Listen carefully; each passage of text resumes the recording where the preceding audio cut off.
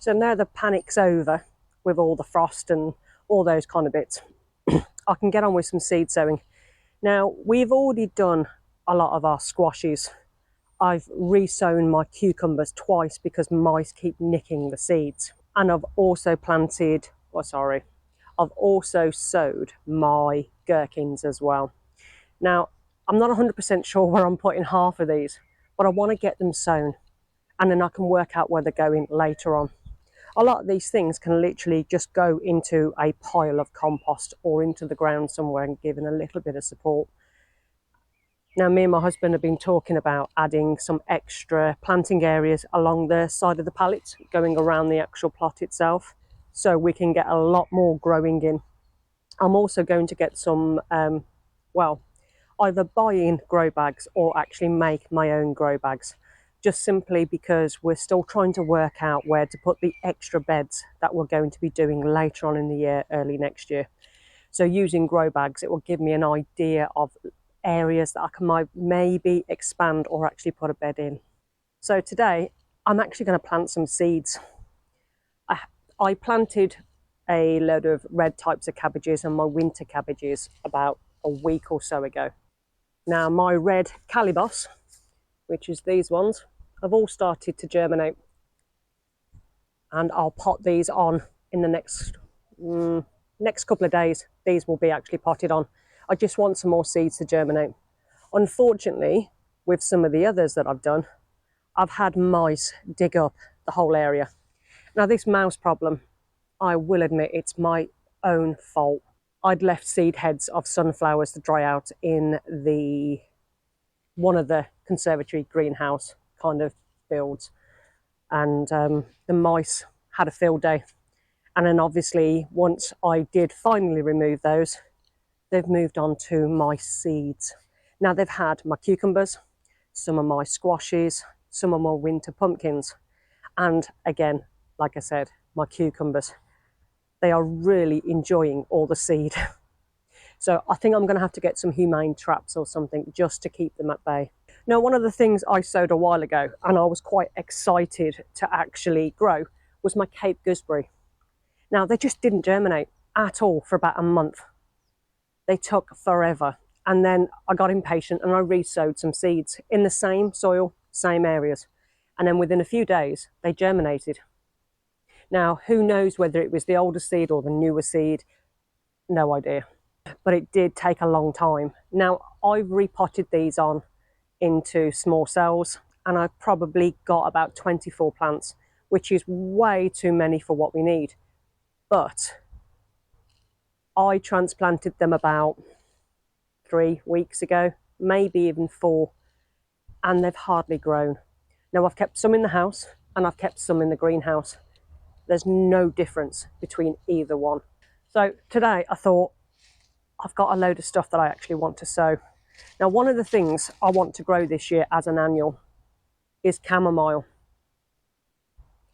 Now, I used to have this many, many moons ago, and I don't know why I haven't thought about it. I really enjoy chamomile tea. Now, these can be sown from April to July, and there's 600 seeds here. Now, you can just throw them onto soil, apparently, well-tilled soil in an area that you actually want. But the area that I want to put them is a bit wild at the moment. So I'm actually going to start growing some of them in modules. And I'll be sowing them every month for a little while, or every few weeks for a little while, so I can get plenty of chamomile for my tea. Fennel. Now, I grew these about 4 years ago, absolutely fine, no issues. We grew them the following year, and all I got was leaves. Now, it was the same fennel we'd used the year before, but literally it just didn't bulb up at all. Now, I should have really sown fennel earlier on. It's reasonably frost tolerant, down to about -3. I am going to sow it now, which is literally the end of April. But the risk is, from what I've been told, that it could go to bolt, because it will be growing through the hottest part of the season.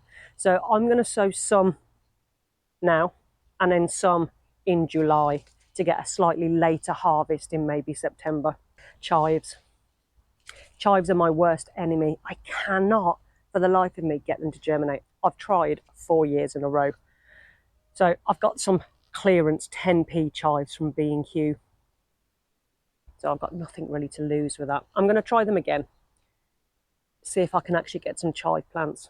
The frustrating thing is, one of the abandoned plots always gets chives coming up every single year without any effort whatsoever. It's not looked after, it's not maintained, it just grows every year. So I'm going to try those. Purple sprouting broccoli. Now, we took off our 5th harvest, I think it was yesterday, and now it's time for me to start sowing some more. Now when it comes to these are really quite big and they do take up a lot of room, but I'm going to sow a whole module tray because anything can happen to these. And we found with ours, when we first transplanted, most survived, but it's always better to oversow so you can replace ones that maybe get eaten or damaged or anything that can actually happen to them. I've also done my courgettes. Now, I've planted 3 plants, which is probably way too much. It's only me that actually eats courgette. But again, it's one of those things that anything can happen from germination up to any size, really. So I'd rather have too many and give one away, or have one held back just in case anything does actually happen to it. I've also got the watermelon radish. Now, I'm not a massive radish fan, but I actually don't mind it so long as it's thinly sliced. So I'm going to get some of these in today as well. I think it will look really quite pretty on the plate. I also found, now my beetroots are doing really well as well. I've got no issues with my beets at all. But I also found some 10p clearance or sorted beetroots. And it looks like it's all different ones, from the whites to the golden to all sorts. So I'm actually going to plant some of these and see what we get. I have done this style a fair few years ago, and most of them were the bog standard beetroots. We'll give it a go. One of the other things I want to grow, because last year I couldn't, and I haven't grown it for about 2 years, is borlotti beans. Now, these are the dwarf variety, but I think with the way costs of living is, using more protein vegetables, peas, pulses, lentils, things like that, is probably the way forward. Saying that, lentils are getting incredibly expensive in the supermarket. Or am I just being really tight? So I'm going to put some of these in. These, I think, are going to go along the pallet fence. We're going to actually put some compost onto the ground and actually plant them directly in, because we can't get any fresh or rotted manure now. Our car's decided to die and needs a new clutch. So that's pretty much took everything off of us for the next 2 months. So that is something I'm going to grow this year. Oh, my basil. Now, my husband's already sown some basil, but I'm going to sow some more. I like to grow the basil in multiple different places. It grows really well, and I'm hoping to get a few pots filled just for herbs, and then at least I can maneuver them around as much as I need to. But I think this might take me a little bit of time to be able to get the amount of compost I need for that pots that I want. But we'll sow some anyway, and there's plenty of space. I can put them out. Kalettes.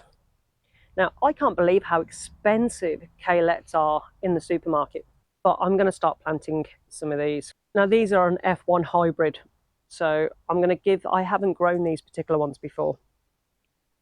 So I'm going to sow some of these in module trays too. I've also got a tiny pack of bergamot lemon. I'm going to sow these too to add to my herbs. Now, I've got some thyme seeds, and I've already got quite a bit of thyme already, but I think I am going to spread it around the allotment a little bit. So I think, because these seeds are getting quite old, if I don't plant them this year, the chances of them being any good are slim. Now, these will sow by 2021, so they may be a little bit worse for wear, but we'll sow them anyway and see what they want, see what they do. There's no point in them leaving them in the basket for another year. May as well just try and get them in the ground. So with the purple sprouting broccoli, I'm going to use these first, simply because I just dropped them in water So again, they don't need to be deep. I should have probably sifted this compost as well a little bit, but I find the brassicas really don't mind overly too much. So I'm actually going to put 2, if I can, of these seeds. Now, obviously, they're very small, and since I can't actually feel the tips of my fingers anymore, we'll give it a go. Now, again, we don't need a ton of this. I'd rather sow more in case we lose any, poor germination, anything like that, than not enough. Purple sprouting broccoli is one of those things that does take a long time to actually grow.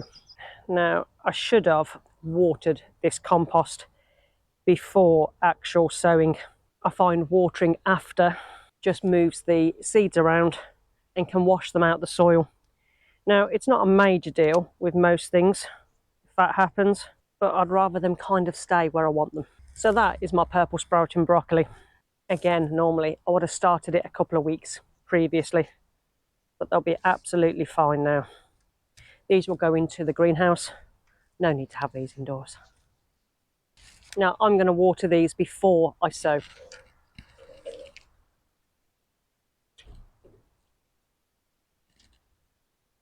Now the ones next up is my chamomile. I used to just throw this onto some soil and it used to do really well, but I've got some real issues with very small seedlings at the moment. It's been very wet and the slugs are extremely active.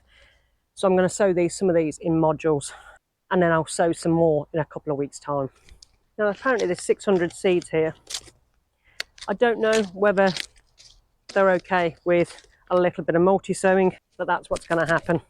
I can always separate them out a little bit or just plant them as is. I mean, if you put them into the ground, I'm seeing that they feel very small. Oh, these seeds are absolutely tiny. So I'm going to plant. Now I'm going to try and do this without them blowing off my hand. But as you can see, they are tiny.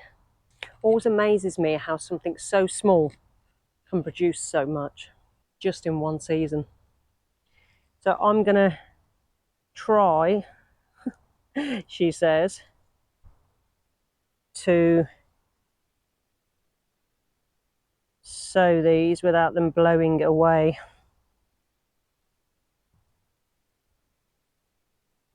Now I'm going to do a whole module of these.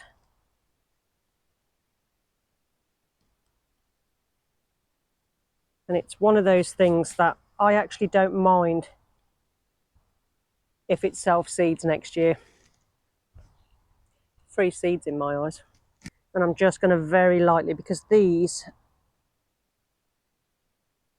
seeds are absolutely tiny.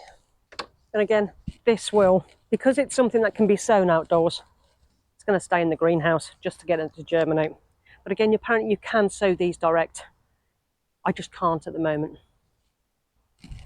Now, I sowed some melons about 2-3 weeks ago, and I'm actually struggling with germination with them. Now, these are in the house, and I've got one of each variety that I've got, and I think the varieties are these.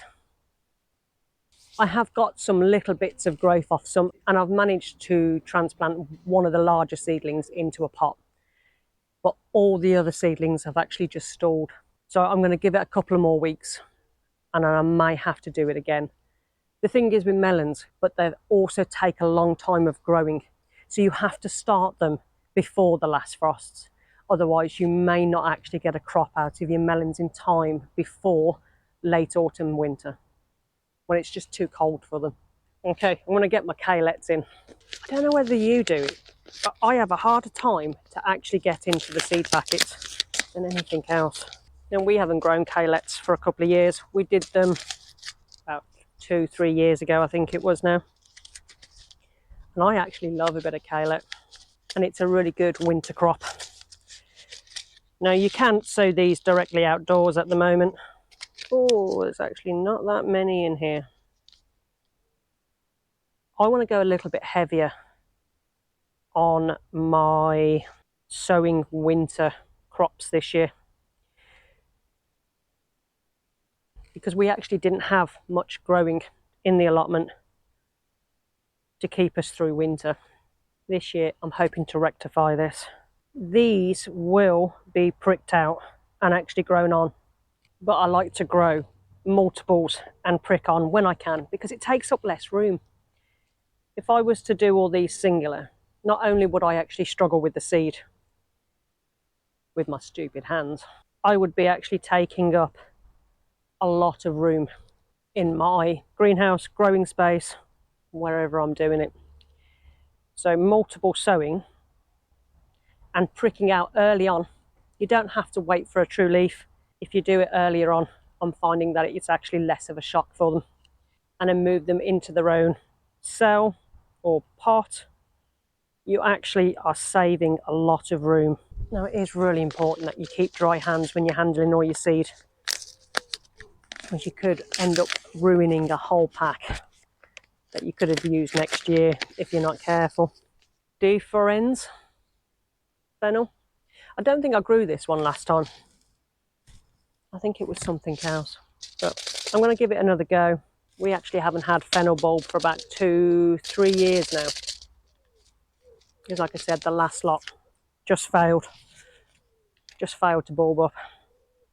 Now, apparently you treat them almost like a potato, where you earth them up, but the variety that we did have that did fail were actually self-blanching.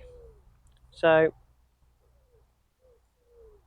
and with these, because they're a bit bigger, I'm going to put them into single cells, and I'm actually going to do 2 lots with these. So my next one is some radish. I have grown radish many times over the years, but it's only really me that eats it. So I'm going to plant some of these and see if I can tempt the family to actually start enjoying it a little bit. It looks very pretty on the plate. Now again, you can direct sow these, but again, we have problems with it. So it's going into modules, and I'm just going to do the 1 module tray. Now, radishes, I know you can multi-sow, so I'm going to put 3 in each one. I know you can do more at a time, but if it's just me that's having it, I don't want to be inundated with too many radishes. And I'll sow some more of these in a couple of weeks' time. See, I'm trying to be better with these labels. Doesn't mean that I'll forget exactly what it is when the labels get misplaced, because I seem to be having a bit of a game with it at the moment. I can never remember anything. My memory is so poor. And I must ask my husband the same question about 5-10 times a day, much to his great annoyance.